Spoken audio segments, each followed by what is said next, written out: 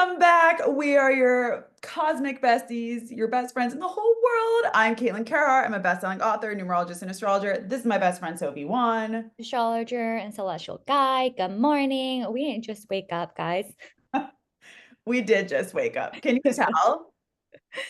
No, because we look amazing.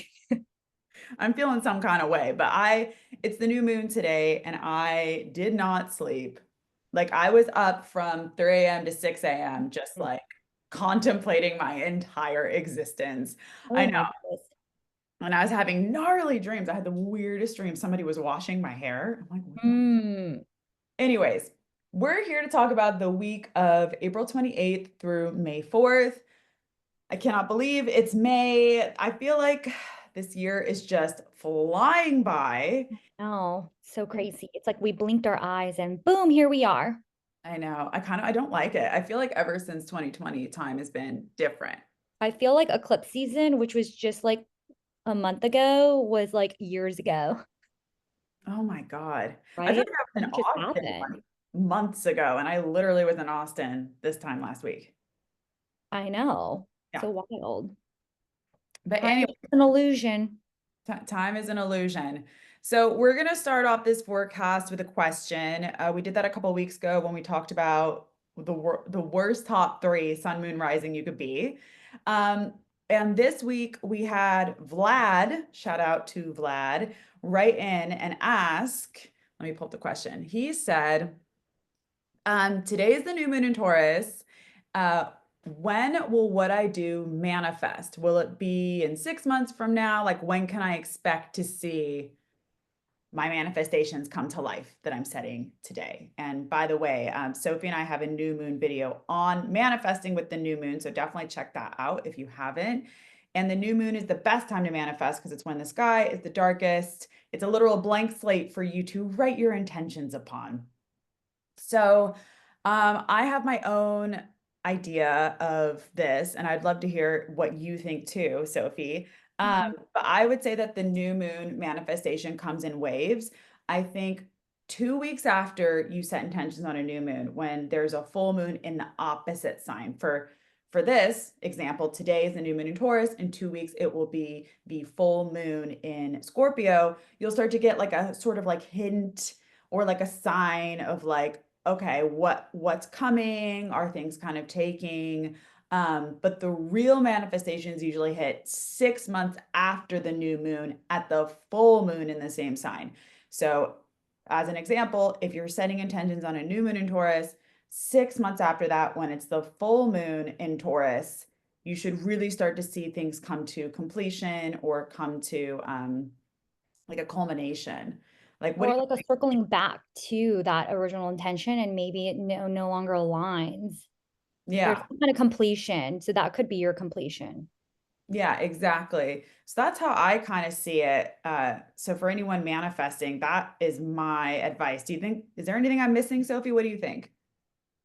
It's interesting because I'm like thinking about my own, what I have literally manifested in my life. And like, there are some things that have taken just 2 months. Yeah. And I'm like, that doesn't align with nothing. But like, and then there are things that have taken 2 years. So it's just like, it's really interesting. I think that like I wouldn't, it's cool to kind of track it like that with the time. And I totally agree with you because I do think there's something there energetically with the completion.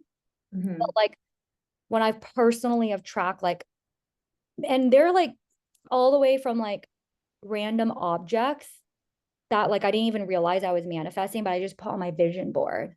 Hmm. Like this ring, like a bottle of perfume, like just very kind of randomly. I was like, oh, I like the vibe of this. And then like a month later, 2 months later, okay, oh my God, I actually have this now. Like, whoa, it didn't, I forgot I like pinned that. And then to all the way to like huge things. Like I manifested, I was on Netflix and it actually happened. Like, but that took like 2 years, but I literally forgot. So I think it depends on like everybody has their own timeline. So for me, I like kind of don't really keep track. I just, if anything, keep manifesting new things. So it's like moving the train forward. So Yeah. yeah, but what about you? I mean, have you personally witnessed like a specific time length for yourself that you're like, oh, this happens to be my pattern. Interesting. Well, I think like it really depends. And I think like the answer that I gave was very specific to astrology. Like if we're looking at Totally. manifestation through the lens of astrology, Yeah. astrology tells us like you manifest on a new moon, 6 months later, it should be Hmm. complete or like within that 6 month range.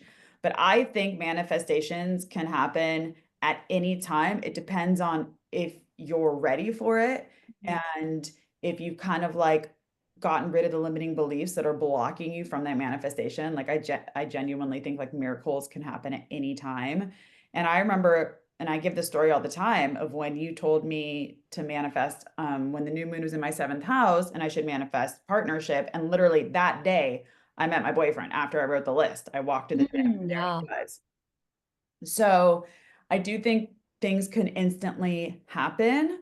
Hmm. Um, but I also think again, like the most important thing I think in manifestation is like you think about it and you just let it go. Like Hmm. I remember when I got my book deal, I had actually collaborated with a famous tarot artist in a tarot deck, and I wrote the numerology portion of it. And as I was writing it, I remember saying out loud, like, I feel like I could write a book. And then I Mm. forgot about it, didn't think about it. Literally a month later, Penguin Random House found me and offered me a book deal. So manifestations, there's so much to it. But again, if we're looking through an astrological lens, I would say that within that 6 month range, and you'll really like be able to look back in 6 months and be like, oh, I see how that played out. Totally. But if your soul's ready for a manifestation, nothing can stop it. I completely agree with you about the astrology timelines. For sure. Yeah. Um, well, without further ado, we'll hop into the numerology. And I'm so sorry, y'all. But it's a I week don't like that nine. start. It's a week nine. I know. It's like we're in a year nine, we're in a week nine. Nine is endings and completion and letting Oh. go. And it's a challenging number. There could be a lot of sadness that comes up in the nine. Again, that's because there's a lot of like needing to release things, whether that's, old programming, limiting beliefs, relationships that aren't working out, maybe a job that's not working out, like anything that's not really serving you, you're gonna have to let go of, which can feel really painful. And we go into May starting this month, right? So then This week, would yeah. that flavor more of this like nine vibe for this week? Well, we are in a year nine, so Mhm. people are probably going to be feeling it more than normal. And May is actually a month five in a year nine. Interesting. So it's interesting because April was month four, which was all about like foundations and stability and like what are you building? It was like a month to like quit your job or like Mm. really level up in some way. Like again, four is like actual work, but it's also your physical home, any foundation you're building your life on, which actually now I'm thinking about makes a lot of sense for me because I had stuff come up around my relationship and my home. Mm. A lot of endings. Yeah. So yeah, and then May again will be five, which is like unexpected changes in travel, which I'm going to talk about more in depth later. But yeah, I definitely think people will be feeling it. A lot of people I talk to, even in the last 24 hours, people who are the ones who like always have their shit together have been like, yo, I'm feeling some kind of way. And I think like maybe the new moon, which is also called the dark moon, that's the Mhm. nickname of the new moon, can maybe kick some things up. But I know a lot of people who are just like really kind of going through it right now. And that might continue a little bit this week, but it's nothing to be afraid of. And if you're not feeling this, then fantastic. I'm fucking stoked for you. Like, I Yeah. want everyone to be happy and at peace all the time. But just know there might be some heavier emotions coming up or like something that needs to come to completion. And again, not all endings are bad. It could even be a good ending. Like you completed a course or maybe you've been working with like a life coach and like this week is your last session. Like there are plenty of things that could end that aren't emotional too. But I just always want to tell people that it absolutely can be emotional and oftentimes is when you're in a nine. Hmm. Yeah, I definitely can relate to having some sadness come up. And it's so interesting because I was like, what is this? And I was Yeah. talking to you about it. And then I remembered, oh my God, we have this that Mars opposite Pluto aspect with this new moon. So Yeah, it's flavoring the week, I feel, because I was checking the transits and even though it's not exact on Monday, like it'll be 1 degree away. So I think we'll still be feeling that the first couple days. And what I want to say to those who are listening that I saw in you, that I also have seen in myself, and I've also seen in other people, is I've seen a lot of people coming to me who are like going through something and they're not even recognizing like a lot of like when I was chatting with you about what was coming up, I was like, girl, you've actually grown so much and you've actually recognized your patterns. And there's almost this feeling of like you can feel you're about to break through, but because you haven't like fully broken through yet and you're looking around and you're like, my life isn't reflecting the breakthroughs I've had, um, being like extra hard on yourself. Like even Molly was messaging me today, another friend. I've been feeling that. I'm like, oh my God, like maybe I should be here and da da da da. But then when I look back, I'm like, I'm actually doing all the right steps. It's just I need a little bit of patience. And I see the same with you. So if anyone's at home and they're like having that too, you're not alone. And yeah. like being hard on yourself, I think is what I'm recognizing. Hmm. Yeah, for sure. I mean, and that's like the Mars definitely is this like urgency of like, oh, I want like, why isn't it here? Yeah, I yeah. definitely can relate to that with like my impatience of like the like I know where I would like to be, and I've been, you know, doing my best to get there. How come it hasn't? How come we're not here? How come we Yeah. haven't arrived? So yeah, but thank you for sharing that. That like definitely makes me. You've been a really good friend and like supporting that with my journey. Yeah, and I think it's so easy when your life maybe isn't, you're not like when you feel like you're not hitting your potential, and then, Yeah, okay, I've identified all of the ways I'm not yeah, hitting it. So then you're like, but why hasn't my outer reality changed? And sometimes it just takes a little bit for it to catch up. And it's like, when you were chatting with me about what was coming up, you were just like, a lot of the stuff you're saying, I'm like, girl, you've grown through that. Just like you seeing that this is your pattern, you've already grown through it. But now you just got to take action. You just got to like one step at a time. And I say that too, as much as I say that to myself, because I'm like the most impatient person ever. Like it's a lifelong journey here. oh my God, every time I park my car, I'm like so worried you're gonna like open the door while it's still moving because you're like, I'm ready to get out. I'm ready to go. I'm like, oh my goodness. I know. I'm kind of like always like that. But yeah, let us know if you're also feeling that. And then we touched a little bit about that Mars Pluto opposition and we talked about that last week a lot because it was exact. But what else is going on astrologically this week, Sophie Wan? So the main aspect that I see is actually happening May 1st, starts May 1st, but really like hits May 2nd, and that's Venus conjunct Neptune. Mhm. And Oh Venus, God. I know, it's so interesting. And like some people are like, woohoo, yay, and some people are like, oh God. And that's because Venus is love, relationships, abundance. And then we've got Neptune, which is like Venus on crack. And so it's, you know, both like illusions, also delusions, but also Delulu. it's just like creative inspiration. So like it's so interesting because this could really be a place where you find yourself in this like delusional world and you're like, oh my God, what is going on? Or you find yourself in a hyper creative space, feeling really inspired. Um, and so we're not sure which one is for you. It could be both, but yeah, that's really the flavoring of what we see. Um, Wait, this kind of makes sense for this week. yeah, with the nine. No, no, no. Like with stuff that's going on in my personal life. Oh, oh yeah. Yeah, Because yeah.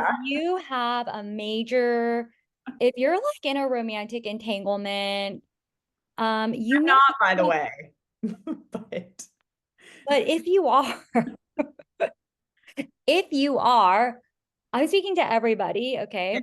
If you're have a romantic entanglement, you may find a culmination point of this delusional romantic entanglement that really you just you perhaps are like, oh my gosh, like it's like having like a big crush that you just can't really see through. You might have a culmination point May 1st, 2nd. yeah. I'm like There, actually thinking about myself because I'm like, wait a minute, I have a lot of dates lined up. Like, oh my God, yeah. who am I Well, going on a date with? Shit, I gotta look at my calendar.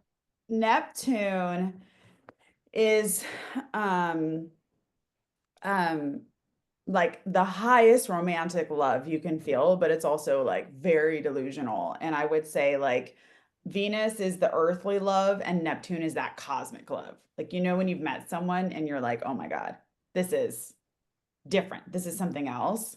That's Yeah, the Neptune love. totally. I mean, and so it's so funny because when I read that aspect, I was like, oh my God, this is so great.